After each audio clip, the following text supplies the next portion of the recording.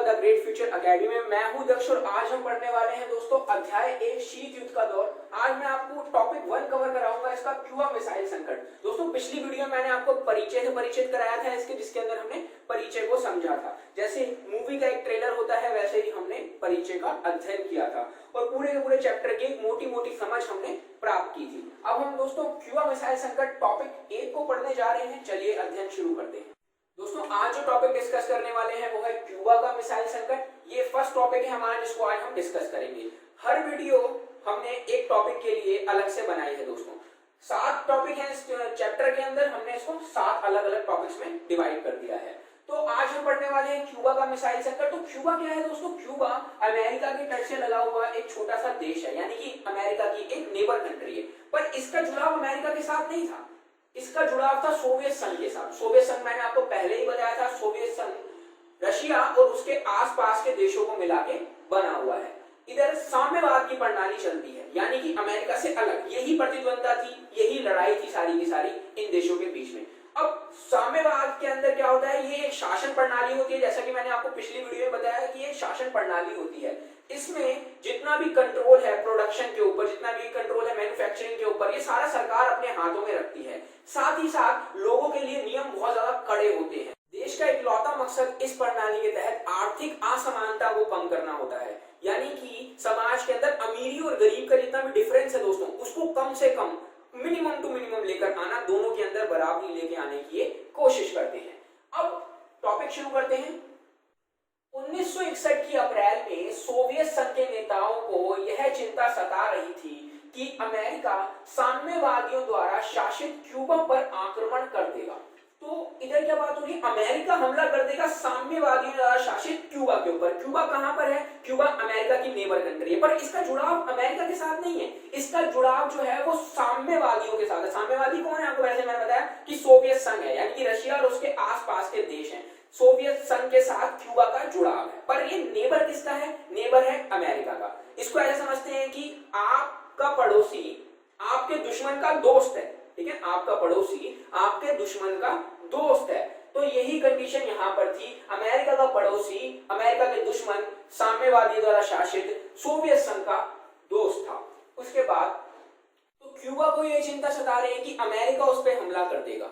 America का जुड़ाव नहीं है, वो अमेरिका का एक पड़ोसी देश है, पर इसका जुड़ाव जो है वो सोवियत संघ के साथ में है। तो हमें यहाँ पे इतना समझ में आया कि क्यूबा को चिंता क्यों सता रही है, क्योंकि वो साम्यवादियों द्वारा शासित है, उसका जुड़ाव जो है वो सोवियत संघ के साथ में है। और इस देश के राष्ट्रपति फिदेल कास्त्रो का तख्ता पलट हो जाएगा, यानी कि फिदेल कास्त्रो को उससे पद से हटा दिया जाएगा। उसकी जगह पर किसी और सरकार को लाया जाएगा जो कि अमेरिका के फेवर में होगी। अभी तो फिदेल कास्त्रो की वजह से ये सरकार जो है क्यूबा की, वो सोवियत संघ के पक्ष में चल रही थी। पर अगर अमेरिका उसके ऊपर हमला कर देता तो फिदेल कास्त्रो की ये साम्यवादी सरकार को पूरी तरह से तहस नहस कर दिया जाता, खत्म कर दिया जाता और उसकी जगह पूंजीवादी शासन प्रणाली को लाने की कोशिश की जाती।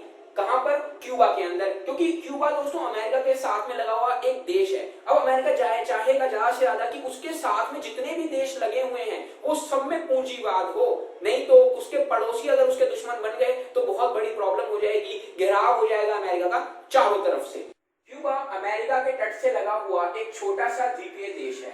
क्यूबा का जुड़ाव सोवियत संघ से था, ये दोनों बातें मैंने आपको पहले ही बता दी। और सोवियत संघ उसे कूटनीतिक तथा वित्तीय सहायता देता था। दोस्तों कूटनीतिक और वित्तीय सहायता, वित्तीय मतलब समझ ले, वित्तीय मतलब होता है पैसे से संबंधित सहायता किसको दे रहा है सोवियत संघ? क्यूबा को देता था, तभी उसकी शासन प्रणाली उसके अंदर चल पा रही थी। साथ ही कूटनीतिक होता है दोस्तों राजनीति से संबंधित, कि फिदेल कास्त्रो का शासन किस तरह चलता रहे, उसके शासन को पूरा सपोर्ट मिलता रहे, इसके लिए सारी की सारी मदद कौन करता था? सोवियत संघ करता था। सोवियत संघ के नेता निकिता क्रुश्चेव ने क्यूबा को रूस के सैनिक अड्डे के रूप में बदलने का फैसला करा। तो अब दोस्तों बात क्या की जा रही है यहाँ पे कि सोवियत संघ भैया पैसा दे रहा है, बहुत सारा वित्तीय सहायता देता है ना, कूटनीतिक सहायता देता है, यानी कि फिदेल कास्त्रो की सरकार ठीक से चलती रहे क्यूबा के अंदर, इसके लिए बहुत ही तगड़ा सपोर्ट दे रहा था पीछे से सोवियत रूस, ठीक है, सोवियत संघ या सोवियत रूस। तो अब वो किस लिए कर रहा था ऐसा? क्योंकि वो अमेरिका के पड़ोस में स्थित था। अभी पड़ोस में स्थित है देश, तो दोस्तों यहाँ पे वो क्या कर सकता? सैनिक अड्डा बना सकता था, अमेरिका के ऊपर हमले कर सकता था, बहुत ही सारे निशाने बना सकता था और तहस नहस कर सकता था अमेरिका के कई सारे राज्यों को। तो इसलिए सोवियत संघ के नेता निकिता क्रुश्चेव ने क्यूबा को रूस के सैनिक अड्डे के रूप में बदलने का फैसला करा। 1962 में क्रुश्चेव ने क्यूबा में परमाणु मिसाइलें तैनात कर दी, इसलिए ही तो फायदा था उसका रूस का, तभी तो उस छोटे से देश को उसने अपने साथ जोड़ रखा था और उसे इतनी सारी सहायताएं दे रहा था। ठीक है, वहां पे इसलिए उन्होंने परमाणु मिसाइलें लगा दी। दोस्तों ये परमाणु मिसाइलें क्या होती है? परमाणु बम बहुत ही ज्यादा विस्फोटक होता है, अगर किसी देश के ऊपर गिर जाए तो उसके बहुत सारे राज्यों को निस्तेनाबूद कर सकता है, बहुत सारी जगहों को बर्बाद कर सकता है। दोस्तों आगे चलते हैं। दोस्तों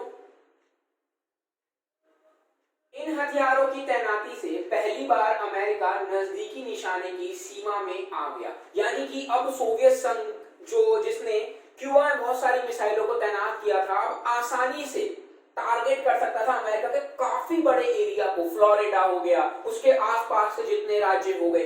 अब जब वहां से क्यूबा से मिसाइलें तैनात की जाती और चलाई जाती तो बहुत बड़ा नुकसान अमेरिका को झेलना पड़ जाता और बहुत ही बुरा अमेरिका के साथ हो जाता। इसीलिए क्यूबा की बार बार मदद कर रहा था सोवियत संघ, क्योंकि उसमें सोवियत संघ का केवल और केवल लाभ था।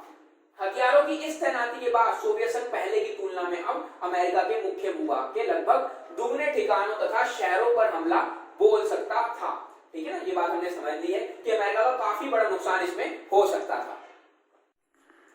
क्यूबा में सोवियत संघ द्वारा परमाणु हथियार तैनात करने की भनक अमेरिकियों को 3 हफ्ते बाद लगी। दोस्तों 3 हफ्ते बाद अमेरिका को पता लगा, यानी कि सेंट्रल इन्वेस्टिगेशन एजेंसी CIA उसने खबर दी कि क्यूबा के अंदर बहुत सारे जहाज बड़ी बड़ी मिसाइलें ले लेकर आ रहे हैं और यहाँ मिसाइलें लगा रहे हैं। 3 हफ्ते तक अमेरिका को पता ही नहीं चला। उसके बाद जब पता चला तो अमेरिका के होश ही उड़ गए, बहुत ज्यादा गंभीर हो गया अमेरिका की, अब तो लड़ाई हो जाएगी।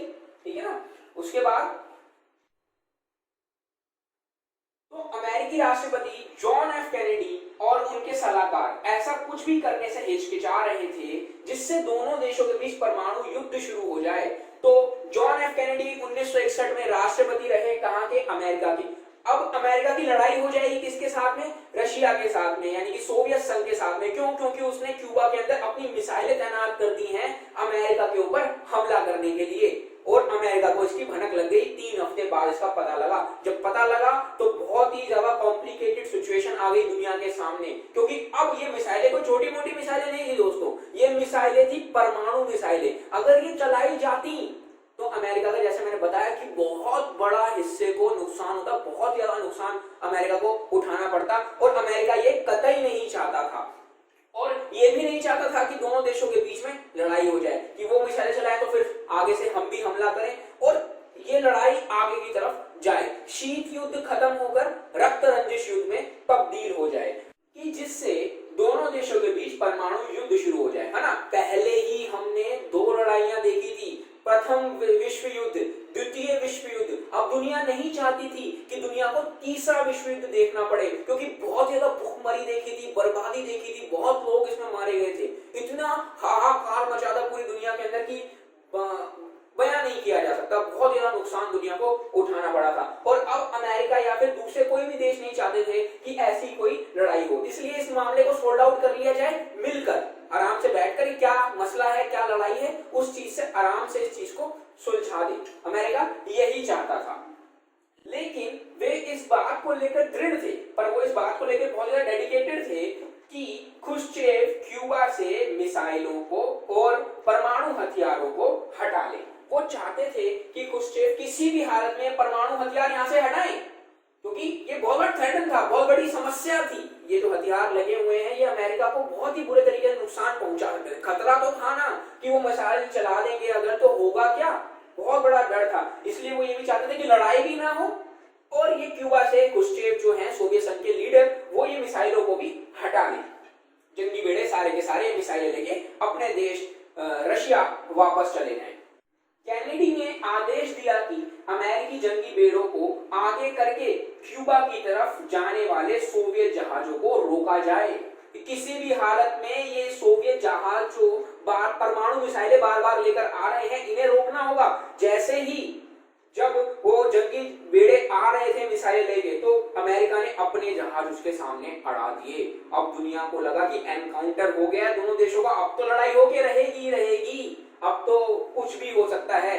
अमेरिका ने सोवियत संघ का रास्ता ब्लॉक करा है क्योंकि अमेरिका अपनी गंभीरता दिखाना चाहता था इस मामले के प्रति कि कितना गंभीर है ये मामला। तो अब दुनिया को लग रहा था कि लड़ाई होकर रहेगी। के बाद इस तरह अमेरिका सोवियत संघ को मामले के प्रति अपनी गंभीरता की चेतावनी देना चाहता था कि कितना बड़ा खतरा है जो सोवियत संघ पैदा कर रहा है दोनों देशों के लिए, साथ ही साथ पूरे के पूरे विश्व के लिए ये बहुत बड़ी प्रॉब्लम क्रिएट हो जाएगी। तो अमेरिका ने इसको जताना चाहता था, अमेरिका इसको बताना चाहता था सोवियत संघ को। ऐसी स्थिति में यह लगा कि युद्ध होकर रहेगा, इसी को क्यूबा मिसाइल संकट के रूप में जाना जाता है। तो दोस्तों हमें समझ में आया कि क्यूबा में जो मिसाइलें सोवियत संघ के द्वारा लगाई गई और अमेरिका के ज्यादा से ज्यादा ठिकानों को टारगेट करने की कोशिश की गई सोवियत संघ के द्वारा, इसी को हम क्यूबा मिसाइल संकट कहते हैं। अमेरिका ने जंगी बेड़ों को अपने आगे करके जहाजों को रोका सोवियत संघ के, और दुनिया को लगा कि लड़ाई होकर रहेगी। ये बहुत बड़ा संकट दुनिया के सामने आ गया, इसी को क्यूबा का मिसाइल संकट के नाम से जाना जाता है। इस संघर्ष की आशंका ने पूरी दुनिया को बेचैन कर दिया, है ना। ये बेचैन हो गई कि टकराव हो गया है, अब तो क्यूबा मिसाइल संकट जिस तरह से उत्पन्न हुआ है, अब अमेरिका और सोवियत यूनियन के बीच लड़ाई होकर रहेगी। देखिए ये सिर्फ दो देशों के बीच की लड़ाई नहीं थी, अगर लड़ाई होती तो रशिया और उसके आसपास के देशों को मिला के बना था सोवियत संघ, पिछली वीडियो में मैंने बताया, और अमेरिका उसके आसपास के उसकी विचारधारा को, उसका पूंजीवादी मॉडल अपनाने वाले देशों को मिला के बना था नाटो। अगर अमेरिका पे हमला होगा तो नाटो में उपस्थित 12 के 12 देश थे उस टाइम पे, वो सारे के सारे अपने ऊपर उसे हमला मार। दोस्तों अगले पेज पे आते हैं।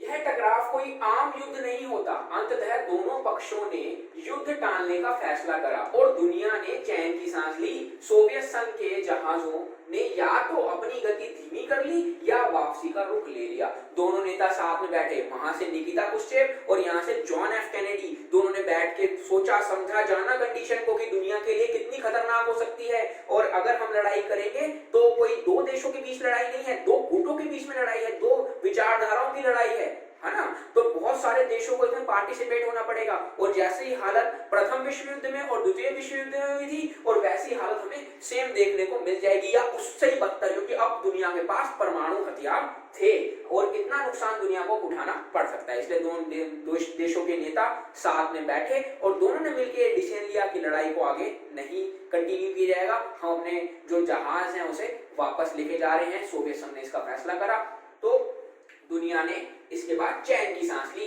कि भैया जो सोवियत संघ के जहाज हैं वो वापस चले गए। चैन की सांस ली दुनिया ने, और सोवियत संघ के जहाजों ने या तो अपनी गति धीमी कर ली, जंगी बेड़े आ रहे थे मिसाइलों को लेकर, पानी के जहाज वो वापस चले गए, या फिर उनको वापसी का रुख उन्होंने अपना लिया। ठीक है। क्यूबा मिसाइल संकट शीत युद्ध का चरम बिंदु था, यानी कि एंड पॉइंट था, यानी कि शीत युद्ध लंबे समय चला आ रहा था, वो अब रक्त रंजित युद्ध में बदलने वाला था। जो लड़ाई धीमी पड़ी हुई थी, जो लड़ाई हो नहीं रही थी, जो लड़ाई ठंडी पड़ी हुई थी, उसका एंड पॉइंट आ गया था जब क्यूबा के अंदर बहुत सारी मिसाइलें तैनात कर दी गई। अब दुनिया को लगा कि अब रक्त रंजित युद्ध होगा, दोनों के बीच में बहुत ही घातक प्रहार होने वाले हैं, तो ये इसको चरम बिंदु बोला गया। शीत युद्ध सोवियत संघ और अमेरिका तथा इसके साथी देशों के बीच प्रतिद्वंदता यानी कि कंपटीशन, कि कौन बड़ा तनाव, यानी कि तनाव और संघर्ष, यानी कि दोनों के बीच में तनाव, संघर्ष, कॉम्प्लिकेशंस पैदा हो जाना, जटिलताएं पैदा हो जाना, कि लड़ाई होके रहेगी, उसकी बातें ना समझ पाना। ठीक है ना, कि जब लड़ाई का जब हम सामने वाले की बात को, उसकी चीजों को असमर्थ करते हैं, उसकी बात से ताल्लुकात नहीं रखते हैं, उसको नकारते हैं। अमेरिका लगातार नकारता था सोवियत संघ को, सोवियत संघ लगातार नकारता था अमेरिका को, उसकी प्रणाली को, उसके सिस्टम को, उसकी पावर को, इसीलिए दोनों के बीच में लड़ाइयां थी। एक श्रृंखला के रूप में जारी रहा, तो एक श्रृंखला यानी कि एक सीरीज के रूप में जारी रहा, लगातार तनाव होते रहे, लगातार संघर्ष बढ़ते रहे, लगातार प्रतिद्वंदता दोनों के बीच में दिखाई देती रही। सौभाग्य से इन तनावों और संघर्षों ने युद्ध का रूप नहीं लिया। बहुत ही ज्यादा अच्छा हुआ दुनिया के लिए कि ये जो तनाव थे, जो प्रतिद्वंदता थी दोनों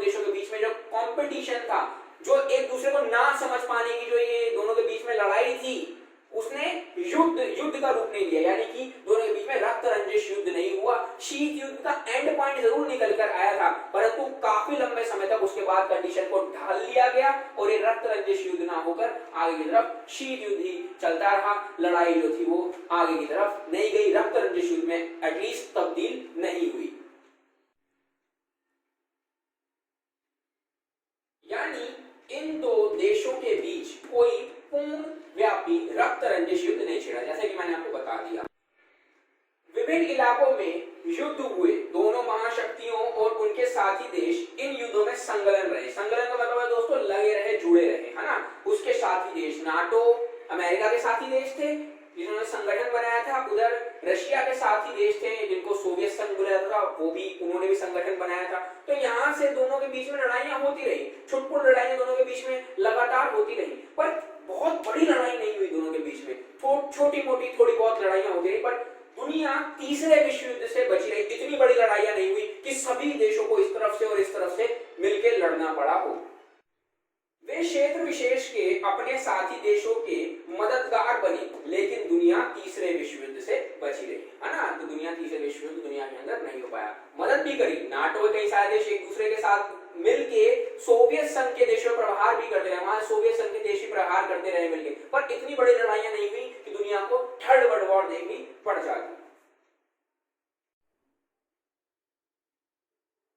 शीत युद्ध सिर्फ जोर आजमाइश, सैनिक गठबंधन अथवा शक्ति संतुलन का मामला भर नहीं था, बल्कि इसके साथ साथ विचारधारा के स्तर पर भी एक वास्तविक संघर्ष जारी था। तो दोस्तों सिर्फ और सिर्फ हम पिछले बिंदुओं को इसके अंदर नहीं ढाल सकते कि इसमें केवल केवल प्रतिद्वंदता होती रही, सैनिक गठबंधन बन गए, है ना। सिर्फ इतना नहीं हुआ, ये गठबंधन का नहीं है कि ये सारा का सारी लड़ाई थी विचारधारा की। मैंने जैसे आपको पहले बताया कि पूंजीवाद बड़ा या साम्यवाद बड़ा, कौन सा सिस्टम बड़ा है, इसके लिए दोनों देश जो थे वो आपस में लड़ते रहे। तो विचारधारा दोनों की अलग थी, इसलिए लड़ाई थी कि किसकी आर्थिक प्रणाली ज्यादा अच्छी है, किसका शासन को चलाने का सिस्टम ज्यादा अच्छा है, तुम्हारा अच्छा है या हमारा अच्छा है। दोनों देश आपस में, दोनों गठबंधन, दोनों महाशक्तियां आपस में इसी चीज को लेकर लड़ती रही।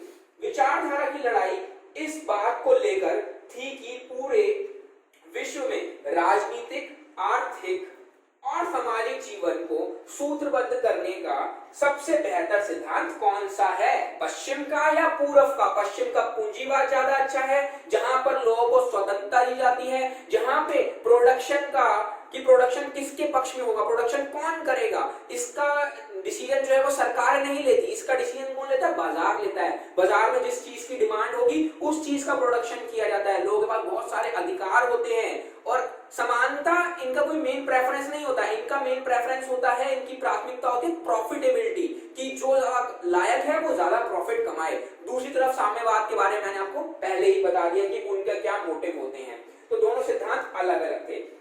तो किसके समाज के अंदर, किस राज्य के अंदर समाज जो है ज्यादा अच्छे से जी सकता है, राजनीतिक, आर्थिक, सामाजिक जीवन कहां पे ज्यादा अच्छा हो सकता है, क्या अमेरिका के नाटो में अच्छा हो सकता है या सोवियत संघ में अच्छा हो सकता है। पश्चिमी गठबंधन का अगुवा अमेरिका था और यह गुट उदारवादी लोकतंत्र तथा पूंजीवाद का समर्थक था। तो दोस्तों यहाँ पे उदारवादी आया है, उदारवादी होता है लिबरल, यानी कि लोगों के लिए ज्यादा छूटे देना, ज्यादा छूट देना, ज्यादा अधिकार देना, लोगों के पक्ष में काम करना। दूसरी तरफ था पूर्वी गठबंधन, इसका अगुवा कौन कर रहा था, सोवियत संघ कर रहा था, है ना, जिसके ऊपर हम पहले भी चर्चा कर चुके हैं। इस गुट की प्रतिद्वंदता समाजवाद तथा साम्यवाद के लिए थी, इसके लिए मैंने पहले ही बता दिया। तो वहां पे पूर्व की तरफ पता है आपको कि सोवियत संघ था, रशिया की प्रणाली थी, साम्यवाद था, और इस तरफ पूंजीवाद था। दोनों के ऊपर हमने डिस्कस कर लिया है। आप इन विचारधाराओं के बारे में कक्षा 11 में पढ़ चुके हैं। अगर आपको याद हो तो शायद आपने इसके बारे में पढ़ा भी होगा, ठीक है ना। तो यहाँ पे हमें पूरा का पूरा समझ में आ गया है सोवियत संघ और अमेरिका के बीच की लड़ाई क्यों हुई, क्यूबा मिसाइल संकट क्या था, इसमें क्या क्या घटनाएं घटी। दोस्तों अगली वीडियो जो बनेगी वो शीत युद्ध क्या है, मैं आपको पूरा का पूरा अच्छे तरीके से डिफाइन करूंगा। उम्मीद करता हूं आपको टॉपिक 1 क्यूबा का मिसाइल संकट ठीक से समझ में आ गया होगा। फिर भी आपको अगर कुछ भी समझ में नहीं आता तो नीचे आप मुझे कमेंट में पूछ सकते हैं, श्योरली मैं उसका जवाब उसके अंदर दूंगा। दोस्तों आपको पीडीएफ प्रोवाइड कराई जा रही है, आप डिस्क्रिप्शन में जाके कुछ मूल बिंदुओं की पीडीएफ क्यूबा मिसाइल संकट से संबंधित है। जब आप एग्जामिनेशन में इन प्रश्नों का उत्तर करेंगे तो आपको ये मूल बिंदु बहुत ज्यादा हेल्प करेंगे। कुछ अतिरिक्त बिंदु भी मैं उसके अंदर प्रोवाइड करा रहा हूं, आप उन सारे के सारे मूल बिंदुओं को स्मरण कर लीजिए। उसके बाद दोस्तों अगली वीडियो जो होगी वो टॉपिक 2 पे होगी, ठीक है ना। उसके बाद हर टॉपिक पे हम अलग अलग वीडियोस बनाएंगे। जल्दी मिलेंगे दूसरे टॉपिक पे, तब तक के लिए धन्यवाद।